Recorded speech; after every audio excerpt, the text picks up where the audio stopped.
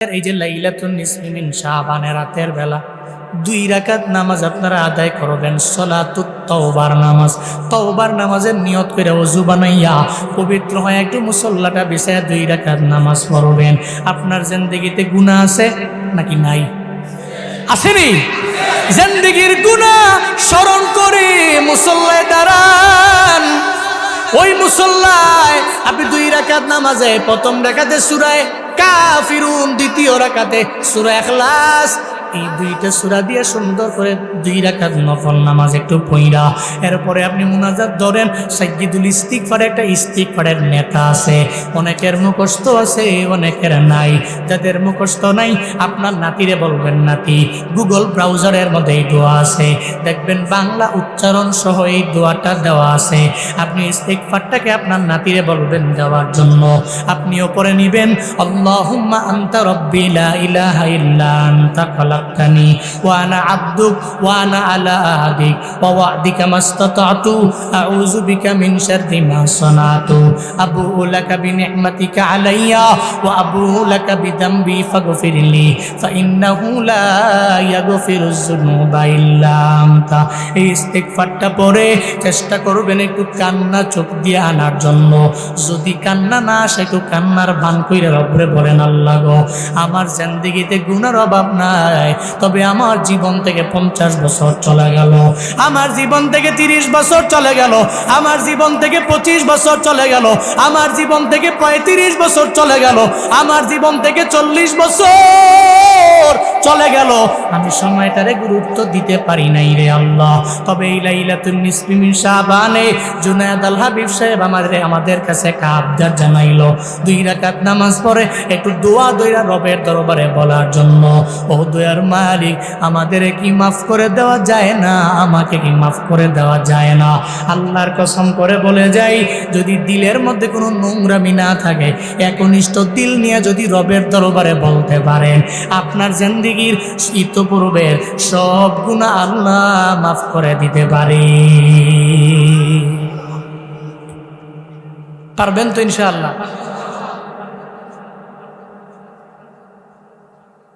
কি বেশি ব্যস্ত নাকি?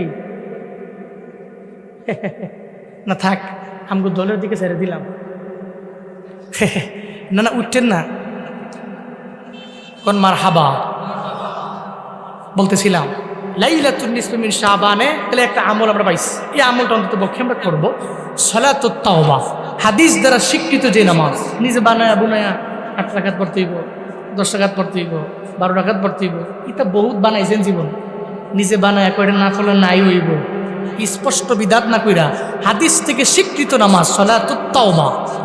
এই তাওবার নামাজ 2 রাকাত একটু রবের দরবারে পইরা ওযু বানায়া সুন্দর কইরা দুরূদ শরীফ ইস্তিগফার শরীফ পইরা রবের দরবারে একটু কান্নাকাটি করেন, আল্লাহ এই রাতে তুমি বহু মানুষকে মাফ করে দিবা, এদের সাথে কি আমারে মাফ করে দেওয়া যায় না? আল্লাহর কাছে যদি এটা বলেন, মনে রাখবেন সবাইরে যদি আল্লাহ মাফ কইরা জান্নাতে দিয়া দেয়, আল্লাহর বিন্দু মাত্র পরিমাণ লস নাই। সবাইরে যদি মাফ না কইরা আল্লাহ জাহান্নামে দেয়, আল্লাহর বিন্দু মাত্র পরিমাণ লাভ আছে? আছে? নাই। আল্লাহর লসও নাই, আল্লাহর লাভও নাই। জান্নাতে গেলে লাভ কাগো আমগো, আর জাহান্নামে গেলে লস আমাদেরই। জান্নাতে গেলে লাভ আমাদের, জাহান্নামে গেলে লস তো আমাদেরই। এখানে আল্লাহর বিন্দুমাত্র পরিমাণ প্রফিট নেই, আল্লাহর বিন্দুমাত্র পরিমাণ লস নাই। আল্লাহর না আছে লাভ, আল্লাহর না আছে লস। সমস্ত লাভ কাদের? কাদের? কাদের? তাহলে আমাদের যেহেতু লাভ আমরাই বলবো, রাজি আছি তো ইনশাআল্লাহ? আল্লাহ তৌফিক দান করেন, সকলে বলি আমিন। লাইলাতুন নিসফি মিন শাবানে আমল দিয়ে রাতটাকে সাজাবো, এর পরের দিন রোজা রাখবো। কারা কারা পারবো একটু নিয়ত করে আল্লাহকে দেখায় দেন। আল্লাহ প্রত্যেকের হাতগুলোকে কবুল করেন, আরো জোরে পড়েন আমিন। এলো খুশির বারাত নিয়ে সবে বারাত, এলো খুশির বারাত নিয়ে সবে বারাত, মুমিনের ঈদে বহে খুশির জোয়ার, মুমিনের ঈদে বহে খুশির জোয়ার, এলো পূর্ণ রাতের মুলাকাত, এলো খুশির বারাত নিয়ে সবে বারাত, এলো খুশির বারাত নিয়ে সবে বারাত। মসজিদে মসজিদে খুশির এলান, গুনগুন গুনগুন সুরে তসবিহ কোরআন। মসজিদে মসজিদে খুশির এলান, গুনগুন গুনগুন সুরে তসবিহ কোরআন। পাড়ায় পাড়ায় দেখো নতুন সারা, উপচে পড়ে দেখো খুশির ধারা, হবে পূর্ণ রাতের মোলাকাত। এলো খুশির বারাত নিয়ে সবে বারাত, এলো খুশির বারাত নিয়ে সবে বারাত। মুমিনেরই দে বহে খুশির জুয়ার, মুমিনেরই দে বহে খুশির জুয়ার, হবে পূর্ণ রাতের মোলাকাত। এলো খুশির বারাত নিয়ে সবে বারাত, এলো খুশির বারাত নিয়ে সবে বারাত, এলো খুশির বারাত নিয়ে সবে বারাত। চিল্লায় পড়েন মারহাবা। আল্লাহ লাইলাতুন নিসফি মিন শাবানের রাতটা আমাকে আপনাদের সবাইকে আমলের মাধ্যমে কাটানোর তৌফিক দান করেন।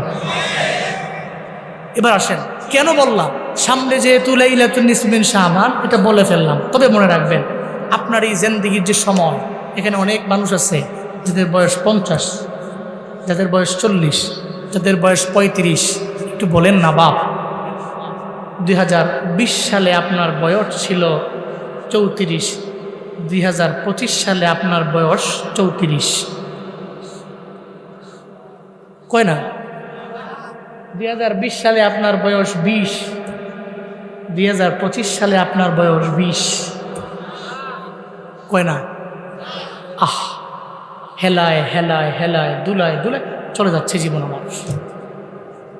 কুতুবদিয়াতে আসছিলাম গত 3-4 বছর আগে। এই জন্য আসার পরে কিছু কিছু মনে পড়ে, কিছু কিছু। আমি কিন্তু আপনারা লং টাইম কুতুবদিয়াতে আসছে। গত বছর আমাকে মাহফিলের জন্য বলা হয়েছে কুতুবদিয়া থেকে, এর আগের বছরও যে আসি নাই, গত 2 বছরের 3 বছর আগে মেবি এদিক পাশে মনে হয় কোথাও আসছিলাম। একটু একটু মনে পড়ে আমার। এই যে হেলায় হেলায় দুলায় দুলায় জীবন কিন্তু আমারও চলে গেল। হ্যাঁ, এভাবে সবার জীবন থেমে থাকে না। এই যে সময়, time and tide wait for না, সময় এবং স্রোত কারো জন্য অপেক্ষা করে। এই সময় নির্ধারণ কে করে? আর এই সময়ের কসমটা কে কেটেছেন? কে কেটেছেন? আল্লাহ যেহেতু সময়ের কসম কাটছেন, এর জন্য সময় বড্ড দামি। এই সময়কে প্রায়োরিটি দিয়ে যে ব্যক্তি আগে যাবে, ওই ব্যক্তিকেও দামি কে বানাবে? কে বানাবে? এবার আসেন 2 নম্বর আয়াত আল্লাহ পাক বলছেন, ইন্নাল ইনসানা লাফি খুসর। চিল্লায় পড়েন আল্লাহু আকবার। আরো জোরে আল্লাহু আকবার। আল্লাহ পাক বলেন, নিশ্চয়ই দুনিয়ার সমস্ত মানুষেরা ক্ষতিগ্রস্তের মধ্যেই পড়ে রইল। এরা সব ক্ষতিগ্রস্ত হয়ে গেল। এই জায়গার মধ্যে আল্লাহ পাক যে আল ইনসান আনলেন, আল ইনসানের আলিফ লাম ইস্তিগরাকি। এই জায়গা থেকে আওয়ামী লীগ বাদ নাই, বিএনপি বাদ নাই, জামাতে ইসলাম বাদ নাই, হেফাজত বাদ নাই, বাংলাদেশ ইন্ডিয়া বাদ আছে এমন না, সব আছে। ওই জায়গায় সৌদি আরবও আছে, ওই জায়গায় দুবাইও আছে, ওই জায়গায় আমেরিকাও আছে, ওই জায়গায় ডোনাল্ড ট্রাম্পও আছে, জো বাইডেনও আছে, ফেসবুকের নির্মাতা মার্ক জাকারবার্গ ওই জায়গার মধ্যে আছে না নাই? আছে না নাই? আল্লাহ পাক বলেন, দুনিয়ার সমস্ত মানুষেরা ক্ষতিগ্রস্ত। এই ক্ষতিগ্রস্তের মধ্যে এবার আবু বকর রাদিয়াল্লাহু আনহু পড়ে গেল, উতবাও পড়ে গেল, আবু জাহাল পড়ে গেল, ওমর পড়ে গেল, ওসমান আলী, সবাই পড়ে গেল। আল্লাহ কয় সবাই ক্ষতিগ্রস্ত। এই আবু জাহাল তুমিও ক্ষতিগ্রস্ত, এই আবু বকর তুমিও ক্ষতিগ্রস্ত। তবে শুনে নেও, ক্ষতিগ্রস্তের মধ্য থেকে কারা সর্বোচ্চ লেভেলের লাভবান? ইল্লাল্লাযীনা আমানু ওয়া আমিলুস সালিহাতি ওয়া তাওয়াসাউ বিল হাক্কি ওয়া তাওয়াসাউ বিস সাবর। চিল্লায়ে পড়েন আল্লাহু আকবার। আরো জোরে আল্লাহু আকবার। আল্লাহ পাক বলেন, সমস্ত মানুষেরা ক্ষতিগ্রস্ত হয়ে গেল, তবে এদের মধ্যে লাভবান হলো 4 গুণে গুণান্বিত বান্দারা। চিল্লায় বলেন, কয় গুণে গুণান্বিত বান্দারা? চার গুণে গুণান্বিত বান্দারা এরা লাভবান হয়ে যাবে। এক নম্বরে গুণ হলো আল্লাযীনা আমানু, যারা ঈমান আনছে এরা লাভবান হয়ে গেছে। ঘোষণা জুনায়েদ আল হাবিবের না, চিল্লা বলেন ঘোষণা কার? আল্লাহ পাক যে বললেন ঈমানদাররা লাভবান, এটা বলার পরে আবু বকর আবু জাহাল থেকে আলাদা হয়ে গেল। এটা বলার পর পরে হযরত বেলাল আলাদা হয়ে গেল, ওমর আলাদা হয়ে গেল, উসমান আলাদা হয়ে গেল, আলী আলাদা হয়ে গেল। কারণ আবু জাহালের ঈমান নাই, আবু বকরের ঈমান আছে না নাই? অতবার ঈমান নাই, হযরত বিলাল রাদিয়াল্লাহু আনহুর ঈমান আছে না নাই? এর মানে বোঝা গেল যাদের ঈমান আছে এরা লাভবান, যাদের ঈমান নাই এরা ক্ষতিগ্রস্ত হয়ে যাবে, এরা লাভবান হতে পারবে না। আল্লাহ পাক বলেন এই যারা ঈমানদার এরা লাভবান। এবার ঈমানদার কেমন লেভেলের হবা? টাকার মাধ্যমে নিজের ঈমানটারে বিক্রি করে দেওয়া যাবে না। কিন্তু আমরা সমাজে তো এমন হয়ে গেল, এমন কিছু মাতবর দেখবেন সমাজের মধ্যে বড় মোড়ল আছে, দেখবেন মাঝে মাঝে বিচার কার্যে বসে, ধনীর পোলা হইলে বিন্দু মাত্র পরিমাণ বিচার করে না। কারণ ধনীর পোলার বেলায় তো দুনিয়ার টাকা ঢুকায়া দিছে পকেটে, এজন্য বলে না গরিবের পোলার বেলায় বিন্দু মাত্র পরিমাণ বিচার ছাড়ে না, তার বেলায় 16 আনা, ধনীর বেলায় 1 আনা করে না। এমন বিচারক সমাজে আছে না? না, টাকার কাছে নিজেরা বিক্রি করে দিয়া দিল। আল্লাহ পাক বলেন ঈমানদার হইও লাভবান হতে পারবা। তবে কেমন ঈমানদার হবা? যে ঈমানদার হয়ে গেলেন হযরতে বেলাল। কেমন ঈমানদার হবা? যেমন ঈমানদার হয়ে গেলেন আব্দুল্লাহ ইবনে হুযাফা। কেমন ঈমানদার হবা রে? আল্লাহ পাক জানায় দিলেন এমন ঈমানদার হও, নবীর হাতে গড়া সাহাবীদের মতো ঈমানওয়ালা তোমরা হয়ে যাও। জ্বলন্ত কয়লার আগুনের সামনে, জ্বলন্ত আগুনের সামনে যারা হাত বলতে পারে, আল্লাহর এক বলতে পারে, এরপরেও বাতিলের রক্তচক্ষুকে ভয় করে না, এমন ঈমানদার তোমরা হও। আল্লাহ এমন ঈমানদার হওয়ার তৌফিক দান করেন, পড়েন আমিন। আম্মা জানেরা বয়ান শুনে? মা বোনরা শুনে না? কুতুবদিয়ার আম্মা জানেরা, আপনাদের জন্য একটা ওয়াজ করি। লাভবান শুধুমাত্র এই পুরুষগুলো হতে পারবে, আপনি হতে পারবেন না এমন না। আপনি যদি একজন মুমিনা নারী হতে পারেন, আপনি লাভবান হতে পারবেন, আপনি ক্ষতিগ্রস্ত না। এমন ঈমানদার হইয়েন গো মা, আপনার তো ঈমান আনতে যায় বিন্দু মাত্র পরিমাণ কোনো কিছু খরচ করা লাগে নাই, একটা শাড়িও দেওয়া লাগে নাই, আপনার কানের জিনিস দেওয়া লাগে নাই, নাকের ফুল দেওয়া লাগে নাই, আপনার স্বর্ণ অলংকার দেওয়া লাগে নাই, কোনো ক্ষতি আপনার হয় নাই, বিন্দু মাত্র পরিমাণ ঈমানের জন্য রক্ত জড়ানো আপনার লাগে নাই। কিন্তু দেখেন না রে বাবা, একটা মহিলা আছে ঈমানওয়ালা নারী, ঈমানওয়ালী নারী, ওই নারীর নাম হলো ডক্টর আফিয়া সিদ্দিকা। আমার বাংলাদেশের 90% মানুষ তার ইতিহাস জানে না, তবে 10% মানুষ যারা অনলাইন নিয়ে ঘাটাঘাটি করে এরা জানে। ডক্টর আফিয়া সিদ্দিকার কাহিনী কুতুবদিয়ার আম্মা জানেরা জানবে না। আজকে জুনায়েদ আল হাবিব আপনাদের বলে গেলাম, একটু ভাববেন, একটু চিন্তা ভাবনা করবেন। আপনার মতো নারী অনেক আগের না, বর্তমান জামানার নারী, কিন্তু এরপরেও ঈমানটা পরিপূর্ণ কেমন ভাবে মজবুত বানায় ফেললো। আল্লাহর এই বান্দি নারী পাকিস্তানে বাড়ি, আমেরিকার মধ্যে পড়াশোনা করে, ওই আমেরিকার মধ্যে অনার্স মাস্টার্স করে স্নায়ু বিজ্ঞানী হয়ে গেল, সায়েন্টিস্ট হয়ে গেল। শুধু তাই না, সিনার মধ্যে 30 পারা কোরআনও আছে, পড়েন মারহাবা। একাধারে স্নায়ু বিজ্ঞানী হয়ে গেল, আবার আল্লাহর কোরআনের হাফিজা। অপরদিকে অনার্স মাস্টার্স করনে বলে এই নারী কি পরিমাণে জ্ঞানী আল্লাহ তারে বানাইলেন, কি পরিমাণে গুণী আল্লাহ তারে বানাইলেন। কিন্তু এই যে সিনার মধ্যে কোরআন ঢুকাইলেন, অবশ্যই সে মুসলিমা নারী, তার মাথার মধ্য থেকে হিজাব সারে না, নিকাব সারে না। কারণ সে জানে রে, নারীদের হিজাবের মধ্যে সম্মান, নিকাবের মধ্যে সম্মান। পর্দার মধ্যে সম্মান। যেই নারী পর্দা করে না, সমাজের ছেলেরা তার ইফতিজিং করে। যেই নারী পর্দা করে, নিজের চেহারা দেখায় না, বডি দেখায় না, এই মিয়ার পাড়ার যুবকেরা জীবনে কোনো দিন তার পেছনে যায় ইফতিজিংও করবে না, ঠিক কিনা? পর্দার মধ্যে সম্মান আছে না নাই? আসেনি? কিন্তু তসলিমা নাসরিনেরা এটা বুঝে না। এদের কথা হইলো আমগো দেহ, আমার নিজের দেহ সবাই ভোগ করতে পারবে, অসুবিধা নাই।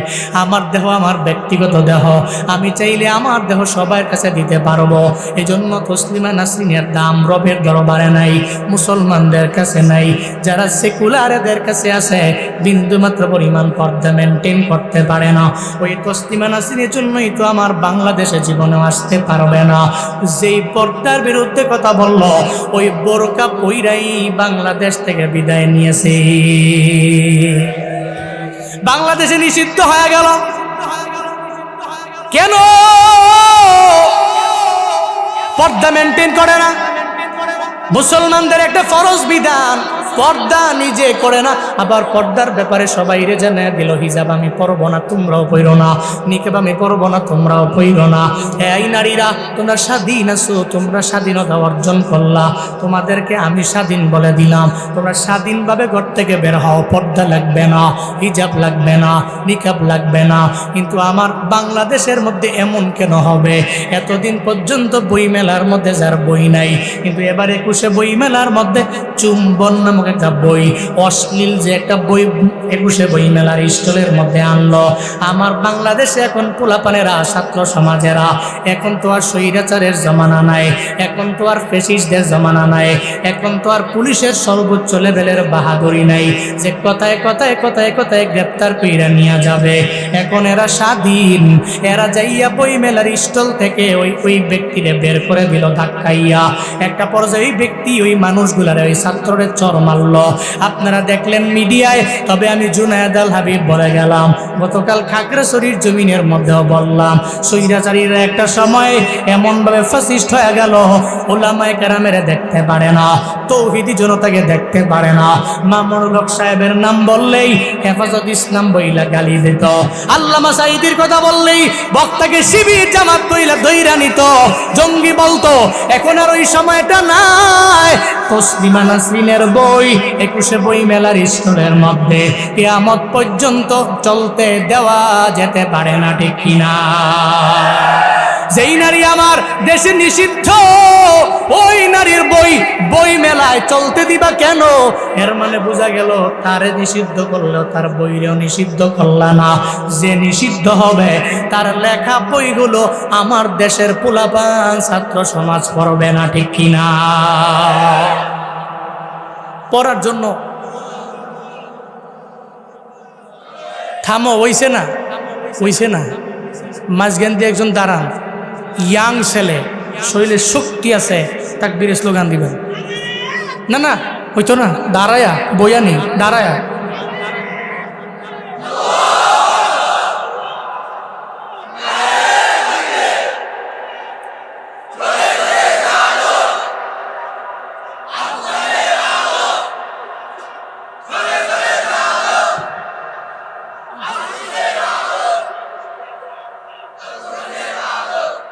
নারে তাকবীর কোন শেষ করার সময় নারে তাকবীর কোন একটা বিষয় আছে না? লিল্লাহে তাকবীর, লিল্লাহে তাকবীর। ছুটে আয়ে শাহজালালের নির্ভীক সৈনিকেরা, খতম করো গুরু গোবিন্দের চেলা চামুন্ডা গুলা। ছুটে আয়ে শাহজালালের নির্ভীক সৈনিকেরা, খতম করো গুরু গোবিন্দের চেলা চামুন্ডা গুলা। অলিদের এই ভূমিতে বিপ্লবেরই মশাল জ্বালা, অলিদের এই ভূমিতে বিপ্লবেরই মশাল জ্বালা। ছুটে আয়ে শাহজালালের নির্ভীক সৈনিকেরা, খতম করো গুরু গোবিন্দের চেলা চামুন্ডা গুলা। ঠিক কিনা? শাহজালালের স্বপ্ন ছিল আল কোরআনে জ্বলবে আলো, শাহজালালের স্বপ্ন ছিল আল কোরআনে জ্বলবে আলো, সে আলো ছড়িয়ে দিতে, সে আলো ছড়িয়ে দিতে বিপ্লবেরই মশাল জ্বালা। ছুটে আয় শাহজালালের নির্ভীক সৈনিকেরা, খতম করো গুরু গোবিন্দের চেলা চামুন্ডা গুলা। ছুটে আয় শাহজালালের নির্ভীক সৈনিকেরা, খতম করো গুরু গোবিন্দের চেলা চামুন্ডা গুলা। অলিদের এই ভূমিতে বিপ্লবেরই মশাল জ্বালা, অলিদের এই ভূমিতে বিপ্লবেরই মশাল জ্বালা। ছুটে আয় শাহজালালের নির্ভীক সৈনিকেরা, খতম করো গুরু গোবিন্দের চেলা চামুন্ডা গুলা। ছুটে আয় শাহজালালের নির্ভীক সৈনিকেরা, খতম করো গুরু গোবিন্দের চেলা চামুন্ডা গুলা। ঠিক কিনা? শাহজালালের হাতিয়ার যদি একবার জাগে, তাহলে গৌর গোবিন্দের যে চালা চামুন্ডাগুলো আছে এখন তো সব দেড় ছাড়া হয়ে গেছে। যেমন মুফতি মাসুদ একটা আছে, নিজের মুফতি দাবি করে সেকুলার। আসাদ নূর একটা আছে, আসাদ নূর দেখবেন সর্বাবস্থায় আমার নবীর নিয়ে কটূক্তি করাই তার সম্ভব, এবং নবীর নিয়ে কটূক্তি করেই সে ট্রেন্ডিংয়ে আসছে। সারা দেশের তৌহিদি জনতা, মুসলিম জনতা ওরে চিনে, এছাড়া বিন্দু মাত্র পরিমাণ বুঝি তার নাই। কারণ জানে নবীর নিয়ে কটূক্তি করলেই মুসলমানরা ধরবে, তারা চিনবে।